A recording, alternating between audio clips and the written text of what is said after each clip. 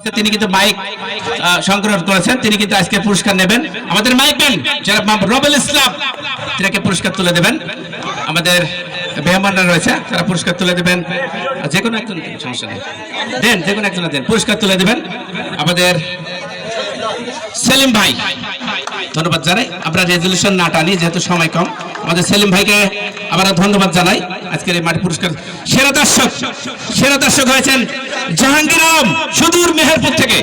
সেরা দর্শক এদিকে আসেন, ওইভাবে পুরস্কার দেওয়া যাবে না, সামনে আসতে হবে। আজকে সেরা দর্শক হয়েছেন আমাদের জাহাঙ্গীর আলম ভাই, সুদূর মেহেরপুর হতে আজকের খেলা দেখতে এসেছেন। ওয়েল ডান জাহাঙ্গীর আলম ভাই, সেরা দর্শক, সবাই করতালি।